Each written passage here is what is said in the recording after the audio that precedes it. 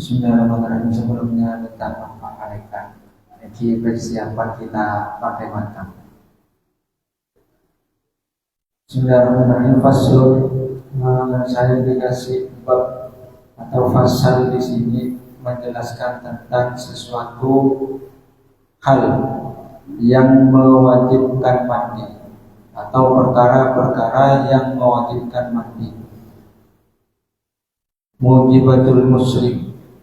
Adapun perkara-perkara yang mewajibkan mandi, sittatun. Nah, di sini ada 6 perkara yang mewajibkan mandi. Di sini ada 6 yang mewajibkan mandi dalam artian ketika kita melakukan 6 ini atau ada 6, salah satu di antara 6 ini timbul atau terjadi pada diri kita, maka kita wajib mandi.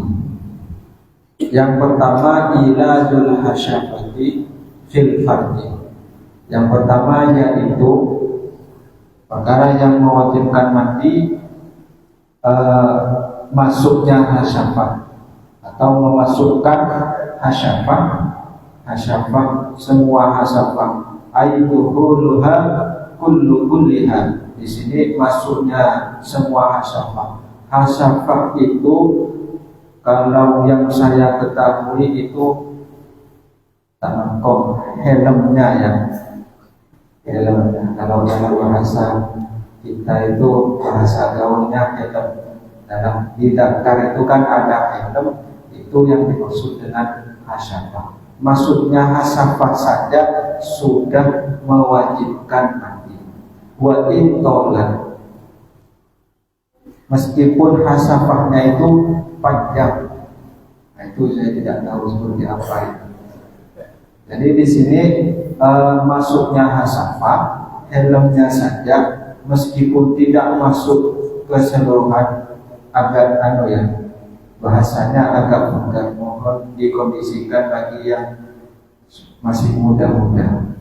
Ini untuk hasyafahnya, tidak semuanya, intinya hasyafahnya masuk sudah mewajibkan mandi. Kemudian wala tibarab bi wajhiha. Di sini untuk yang lainnya tidak dianggap, intinya hasyafahnya masuk, wala tibarab bi wajhiha ma'a wujudiha. Jadi di sini intinya hasyafahnya masuk, hasyafahnya saja yang masuk, meskipun yang lainnya tidak masuk, itu sudah mewajibkan mandi. Au qadriha, atau perkiraan hasyafah min faqidiha, dari orang yang tidak memiliki hasyafah.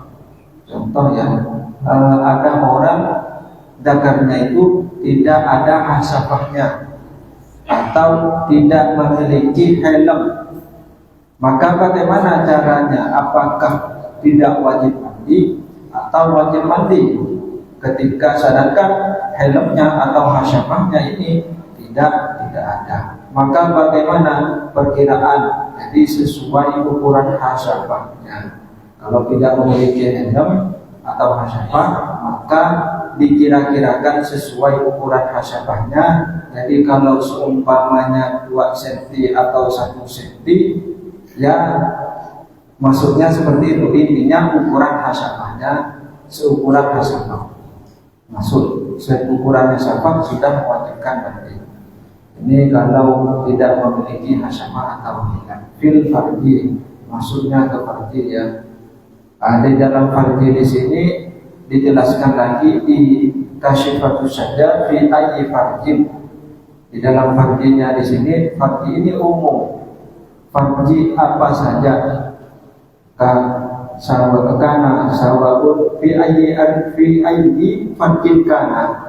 Jadi di mana, di apa, di farji apa saja ya. Sawabun kana kubula apa itu, kubula mra'atin, meskipun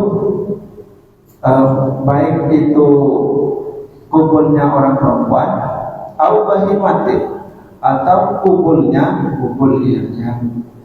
masih belum tahu kubul itu jalur depan ya, intinya farji. Meskipun kubulnya di sini kubulnya hewan, laki-laki yang memiliki dzakar ini memasukkan hasyafahnya ke dalam kuburnya hewan, ini juga mewajibkan mandi hewan. Au tuburuhai, au tuburuhuma, atau di sini atau kuburnya perempuan atau hewan tersebut, atau memasukkan hasafahnya itu ke dalam tubur. Kalau tubur itu jalur belakang, lubang belakang ya. Kalau tubur itu lubang belakang, apabila ada orang memasukkan hasafahnya ke lubang belakang, maka juga wajib mandi. Meskipun juga lubang belakangnya hewan, ini juga wajib. Au-tubur rajulin sogirin, atau tuburnya atau lubang belakangnya orang laki-laki anak kecil yang masih kecil juga sama wajibkan, intinya lubang ya. Kalau lubang hewan atau lubang manusia juga sama-sama mewajibkan mandi, wajib mandi. Au kabirin, atau orang laki-laki yang besar, yang dewasa, halim, yang masih hidup, au mayyitin, atau sudah mati, baik yang masih hidup atau sudah mati juga di sini wajib mandi. Jadi umum intinya lubangnya au tuburi nafsihi, au tuburu nafsihi, atau tuburnya diri sendiri, atau punya dakar panjang ini kan, punya dakar panjang dimasukkanlah ke tuburnya sendiri-sendiri. Ini juga dapat mewajibkan mandi. Au dubura au dakaro akhirin, atau dimasukkan ke dakarnya orang lain. Ini sini juga mewajibkan. Saya juga bayangan saya tidak sampai ya, apakah dakarnya lubangnya besar atau gimana, saya juga tidak sampai. Intinya di sini dakarnya orang lain dimasukkan ke dakarnya orang lain juga dapat mewajibkan mandi. Intinya lubang belakang atau lubang depan sama-sama mewajibkan mandi, baik itu manusia atau hewan. Sampai di sini kayaknya sudah paham, karena terlalu mudah untuk menjelaskan secara detail. Saya bukan ahlinya, nanti bisa ditanyakan ke ustaz-ustaz yang lainnya. Ini untuk perkara yang mewajibkan mandi yang pertama, yaitu memasukkan hasafah ke dalam mandi. Kemudian yang nomor dua, di sini yaitu wasaniha khurujul mani, yaitu keluarnya mani. Yang pertama tadi memasukkan hasafahnya sedang sudah wajib mandi. Di sini yang kedua yaitu keluarnya mani. Keluarnya mani yaitu mani syaksi. Jadi mani syaksi nafsihi al-kharij minhu awwala marrah fil yaktu. Berarti di sini maninya orang, maninya sendiri ya, yaitu yang keluar pertama kali. Fil yaktu, baik itu ketika sadar atau fil naum, atau ketika tidur. Intinya pertama kali keluar di sini untuk yang itu ya, untuk yang mungkin yang apakah tanda-tanda balik mungkin seperti itu. Keluarnya mani fil yaktu, atau di waktu sadar, atau fil naum, atau ketika tidur. Min tauliqihil mu'tad mutlaqan au min ghairihi, yaitu dari jalan yang biasa ya, jalur depan pastinya ya, jadi kubur, jadi dari jalan yang biasa keluar mutlaqan secara mutlak, au min ghairihi, atau bukan dari jalur atau jalan yang tidak biasa, idza kana mustaqiman, apabila jalur tersebut sudah dihukumi. Ai bi an kharaja li ghairi lakin bi syartin ayakuna min sulbi rajulin, yaitu keluarnya tanpa ilat, tetapi dengan syarat keluarnya itu memang sulbi rajul. Sulbi rajul itu dari tulang pinggang. Sulbi rajul wa tarabil mar'ah. Nah, ini tulang buku, ini kayaknya tulang buku.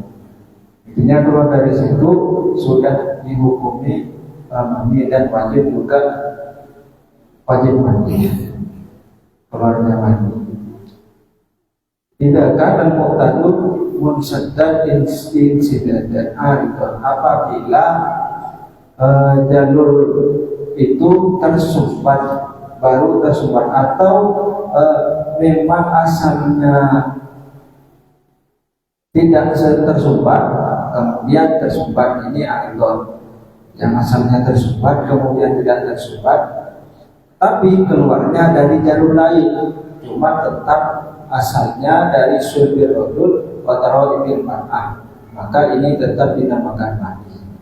Bi khilafil insidat al-asli, beda hanya apabila tersumbatnya itu memang asli dari awal hingga akhir, dari awal lahir, awal renbi atau awal lahir memang tersumbat, tidak ada jalur keluarnya mandi, maka bagaimana? Fa'innahu yajibu ma'ahu al-huslu bil khalid mutlaqan. Meskipun keluarnya dari manapun, intinya keluarnya itu memang merupakan aslinya tersumbat, maka tetap wajib mandi di sini.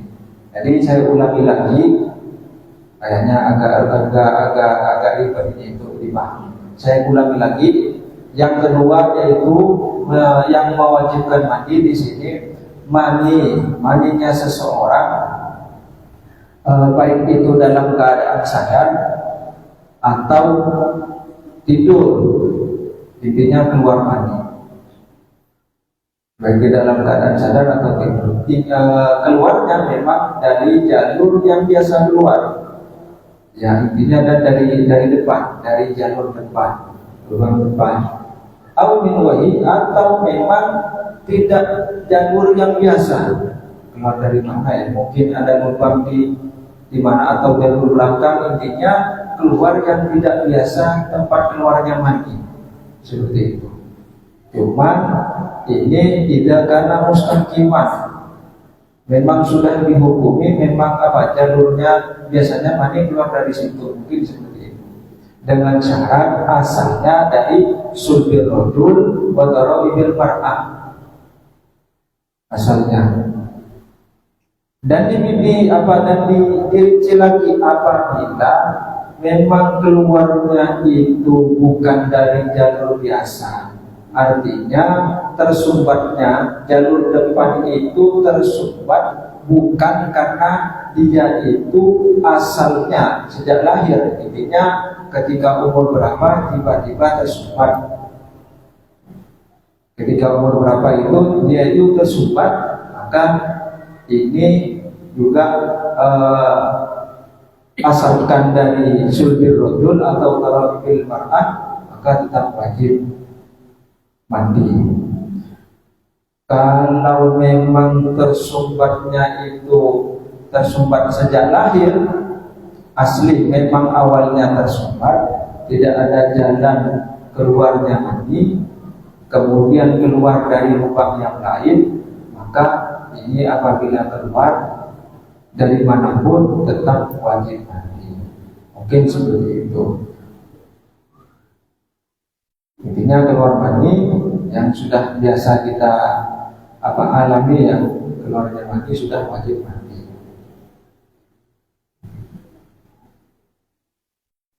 Tidak perlu panjang lebar guys. Selanjutnya yang ketiga,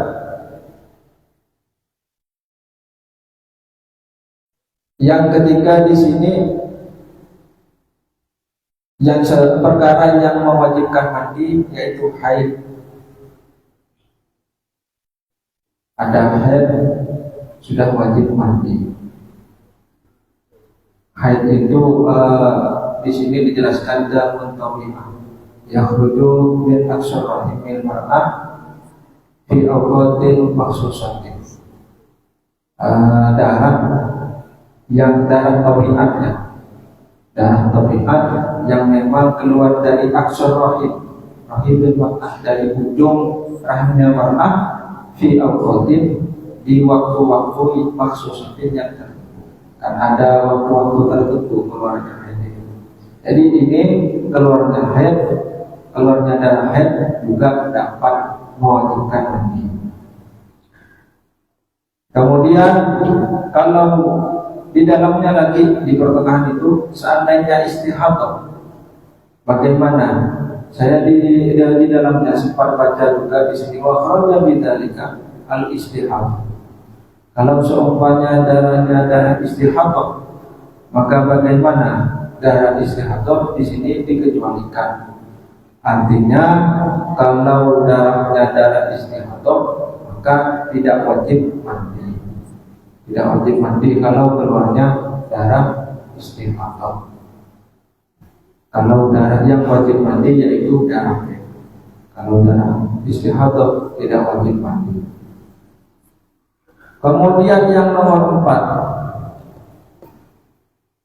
Yang nomor 4 di sini perkara yang mewajibkan mandi, warabi'uha an-nifasu, yaitu nifas. Darah nifas, keluarnya darah nifas. Apa nifas itu? Wa huwa ad-damul kharij akibat faraghi rahimil mar'ah minal hamli walau ala qatan aw mutqatan, yaitu darah yang keluar setelah selesainya darah yang keluar dari rahimnya perempuan setelah selesainya melahirkan, meskipun keluarnya itu berupa alaqah, segumpal darah, ataupun kotak atau segumpal segumpal daging. Waqabla mudhi akulit turki, dan juga sebelum lewatnya paling sedikitnya suci. Paling sedikitnya suci itu kan 15 hari guys. Kharaja bidzalika ad-damul kharij ma'al walad au ma'al walad au halatal turki bahwa damul masih. Di sini dikecualikan kalau seumpamanya darahnya yang keluar itu bersamaan dengan anaknya, atau atau ketika lepas anaknya itu baru lepas dari rahimnya, baru keluar, kemudian keluar darah, ini bukan darah nifas, melainkan ini darah fasad, darah fasad, ini darah penyakit. Illam yattasil bihaidin qablahu, apabila tidak bersambung dengan darah haid sebelumnya. Apabila seandainya bersambung dengan darah haid, bahwa itu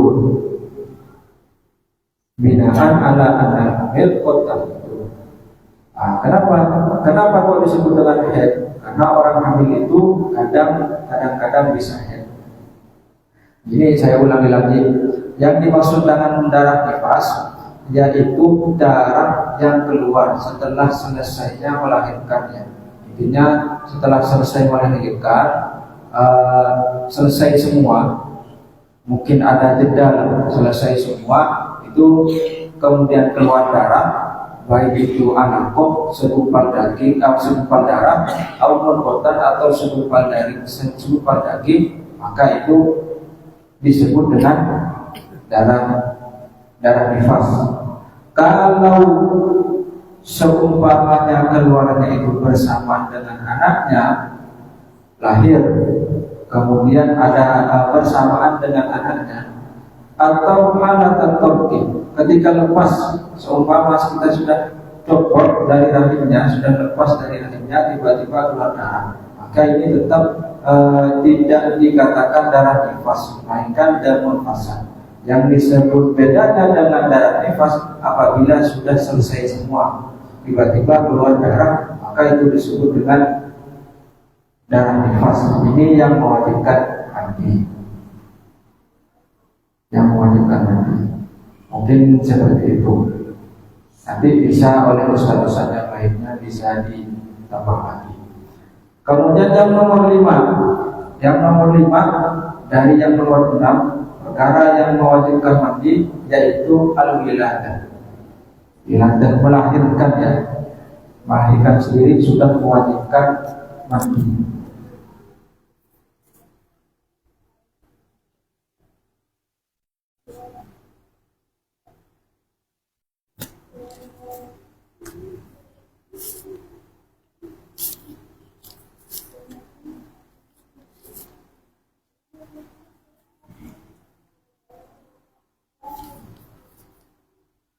Walau di ahadit taumaini, meskipun dia itu melahirkan 2 anak kembar. Jadi ada orang melahirkan 2 anak kembar, fayajibul ghuslu bi wiladati ahadihima. Wajibnya mandi sebab lahirnya salah satu. Ini nanti wayasibu qabla wiladatil akhar. Dan juga sebelum lahirnya satunya. Contoh, ada perempuan melahirkan 2 anak kembar, cuman yang lahir masih 1, maka ini wajib mandi, dan mandinya sah. Kemudian lahir lagi satunya, maka juga wajib mandi. Rumah idza waladatu wajibal ghuslu aidan. Maka apabila yang kedua itu lahir, maka wajib juga mandi. Wa mislul wiladah ilqaul alaqah wal iqam. Dan juga apabila itu lahirnya bukan berupa anak, bahkan melahirkan yang keluar itu berupa segumpal darah atau segumpal daging, maka juga wajib mandi. Di sini dijelaskan wajib mandi apabila yang melahirkan itu, ya. Tetap intinya ketika melahirkan anak, baik itu segumpal daging atau segumpal darah, maka tetap diwajibkan mandi. Yang terakhir, wasadi suha. Yang nomor 6 yaitu al-maut. Yang nomor 6 al-mautu lil muslimin. Ini mati. Yang nomor 6 mati. Kalau sudah mati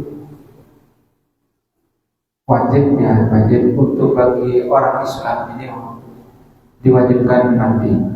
Dimandikan maksudnya. Bukan wajib mandi sendiri, wajib dimandikan. Ghairu syahidin selainnya mati syahid. Kalau mati syahid tidak wajib mandi. Amal kafir, adapun orang kafir, ala yajibu ghusl, maka tidak wajib mandi. Kalau seumpamanya orang kafir, ini di sini tidak diwajibkan mandi. Bahkan boleh kalau seumpamanya dimandikan, boleh. Wa amma syahid fala yajibu, adapun syahid maka fala yajibu ghusluhu, tidak wajib dimandikan. Orang yang mati syahid di sini tidak wajib dimandikan, bal yahrumu. Di sini bahkan haram, ya, orang yang mati syahid itu yang yang karena perang, ya, karena jihad, karena perang itu diharamkan dimandikan. Tidak diwajibkan mandi, bahkan haram dimandikan. Biqaulihi alaihi salatu wassalam, la tasimuhu fa inna kulla jarhin, setiap lukanya itu yang menghubiskan akan berbau fisik yaumul kiamat, hari kiamat nanti.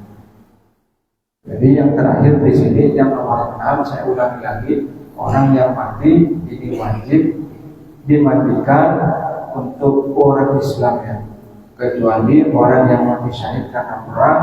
Adapun orang kafir ini tidak wajib dimandikan. Kalau ingin dimandikan boleh. orang yang mati syahid fala yajibu tidak wajib dimandikan, bal yahrumu bahkan diharamkan di sini dimandikan. Mungkin seperti itu ya dari saya. Kurang lebihnya mohon maaf nanti apabila ada pertanyaan silahkan yang mau bertanya. Kalau yang saya bisa jawab, saya jawab. Kalau saya tidak bisa, mungkin ada ustadz yang lain yang mau jawab atau bisa dijadikan pikir nanti.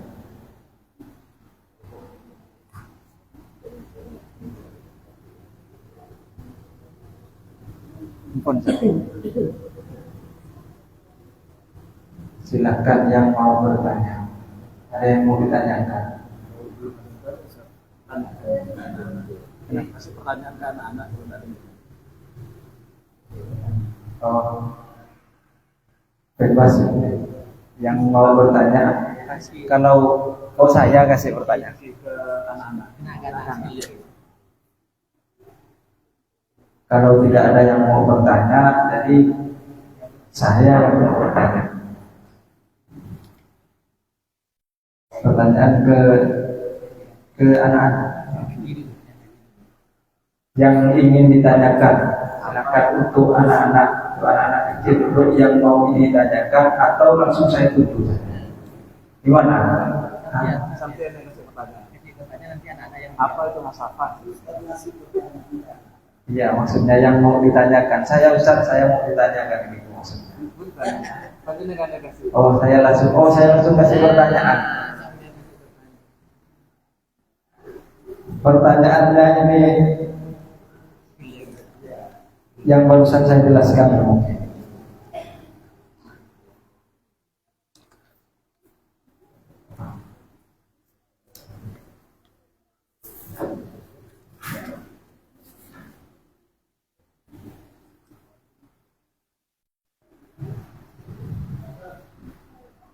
Pertanyaannya ada yang menanya. ada yang mau tanya, silakan. Gimana? Pakai mic.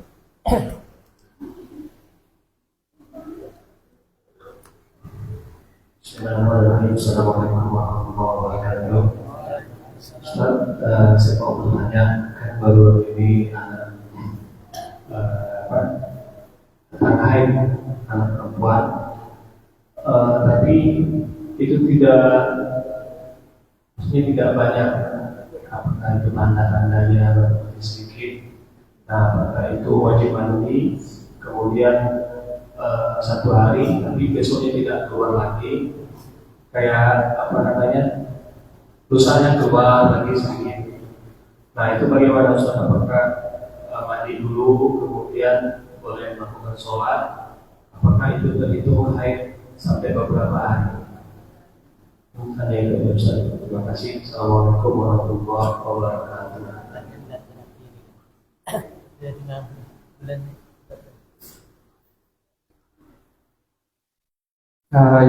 Yang kalau seumpamanya sebenarnya memang yang harus diperhatikan secara detail tentang haidnya. Untuk haid ini nanti bisa ditambah oleh ustaz-ustaz yang lain. Untuk haid itu memang ketika keluar darah dari perempuan itu memang harus dipertanyakan dulu darahnya ini darah haid apa darah bukan haid, darah istihadah atau yang lainnya. Kan kalau darah haid itu paling sedikit 24 jam, paling sedikit itu 24 jam.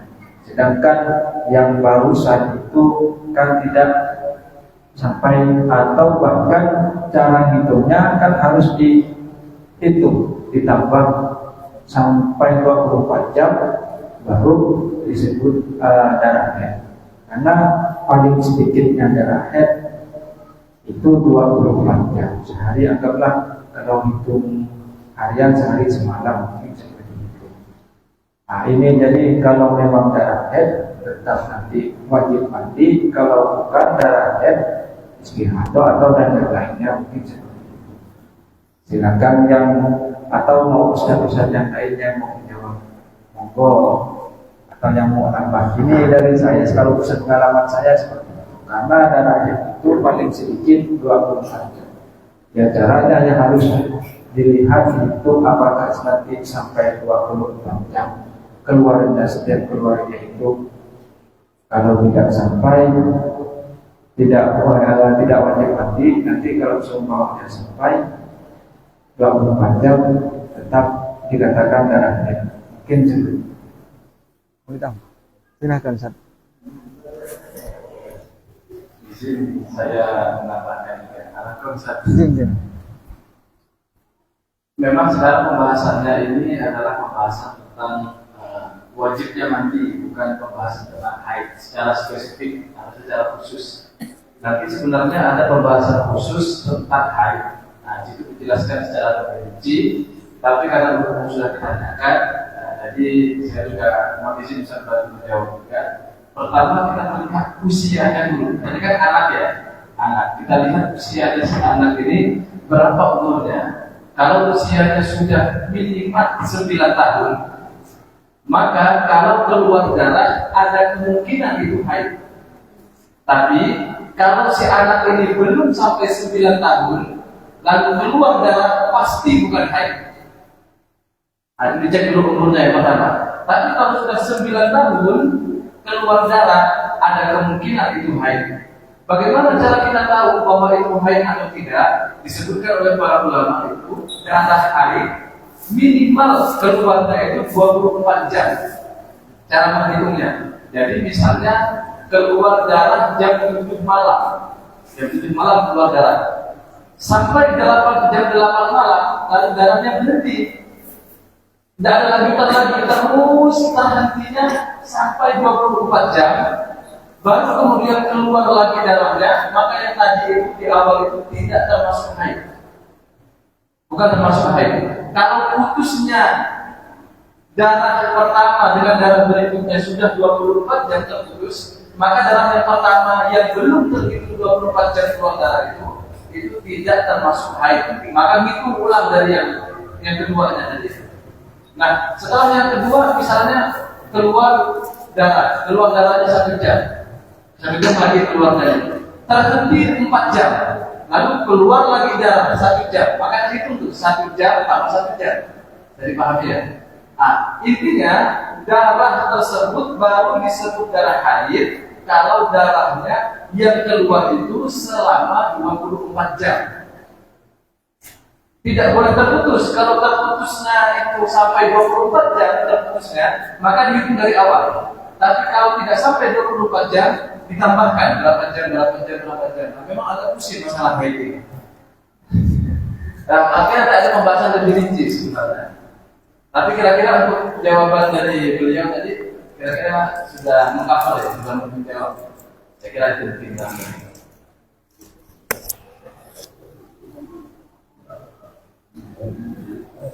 Dilanjut, ada yang mau bertanya lagi? Langsung saja ya, saya kasih pertanyaan. Bosan pertanyaan apa ya? Pertanyaan yang pertama di sini, bagaimana hukumnya mandi? Bagaimana hukumnya mandi apabila memasukkan zakarnya ke tubuhnya sendiri? Bagaimana hukumnya mandi di sini apabila memasukkan zakarnya atau hasamahnya ke tubuhnya sendiri? Yang silahkan yang bisa menjawab.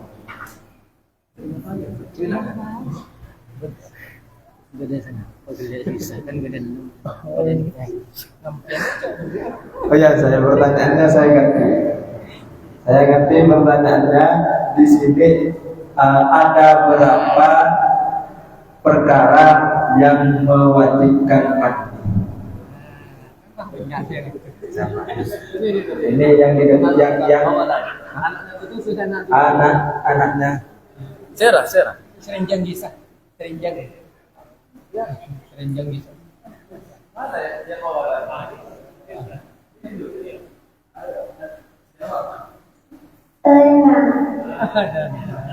Ada. Dan 6, betul. Belum syuting tadi. Ada, nah betul gitu Ustaz. Betul. Di sini 6 sitat tuh. Itu dibisiki sama yang di belakang itu kan. Ini bapak menyampan. Mati syahid apa bagaimana? Pertanyaan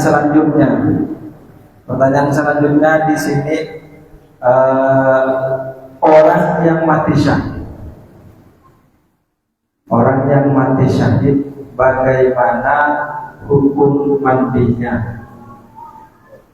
Yang pakai baju hitam, sokok dan hitam.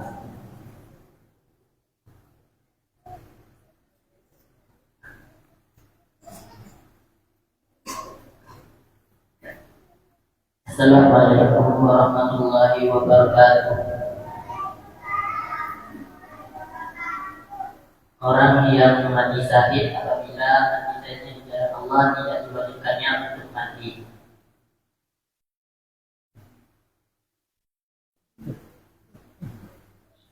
Diulangi lagi. Orang yang mati syahid apabila mati syahidnya di jalan Allah tidak diwajibkan untuk mati. Mana ya? Ya.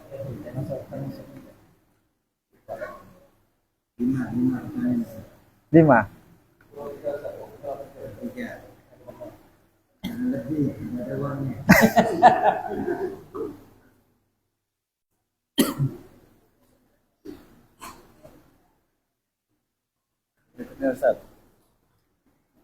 Pertanyaan berikutnya,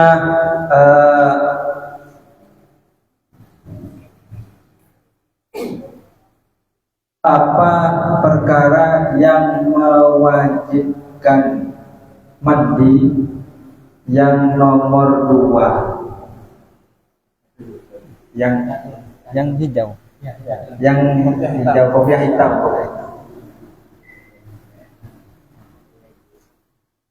Ini.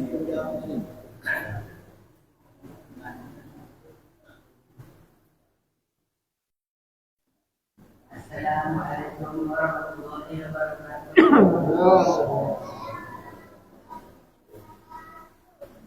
Hal yang mewajibkan mandi pada nomor 2 adalah keluarga air mani.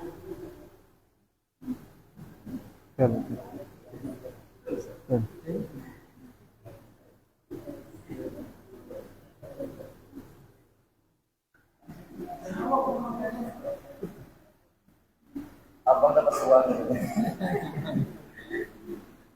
Ya Ustaz. Pertanyaan yang nomor 4 ya. Pertanyaan yang nomor 4. Iya, yang mungkin yang laki-laki sudah, sisanya untuk yang perempuan. Yang perempuan persiapkan tangannya.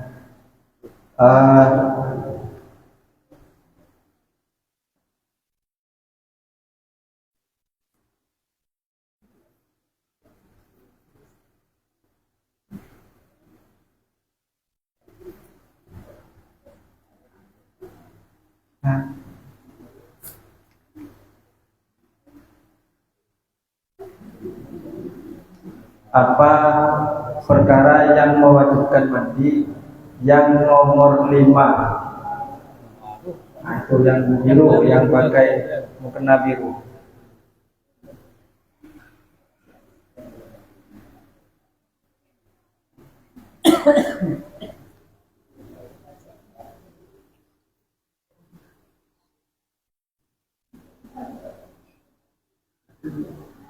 Assalamualaikum warahmatullahi wabarakatuh. Perkara yang mewajibkan mandi yang kelima adalah melahirkan. Bentar.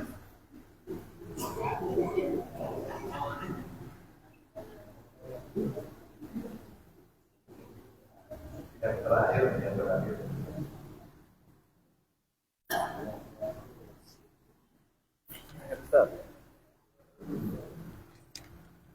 Yang terakhir,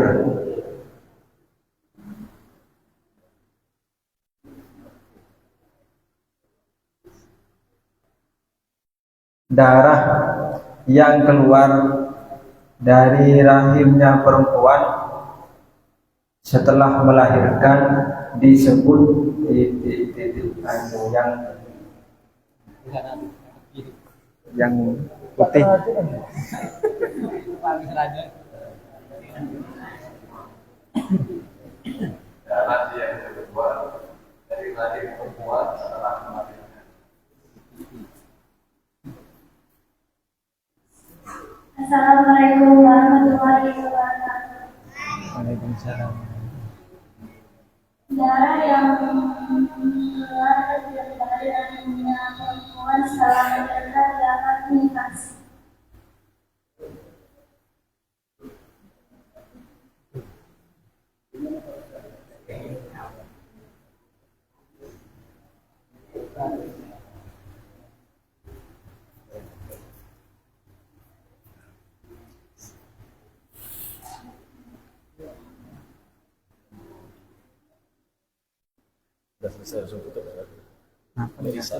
Tutup itu.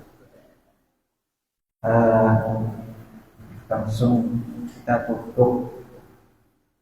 Ini mohon maaf ya dari saya anggaplah pertama kali belum pengalaman karena kayaknya masih belum mahir. Mungkin dari saya kurang lebihnya mohon maaf. Semoga bermanfaat syukur dunia wal akhirah.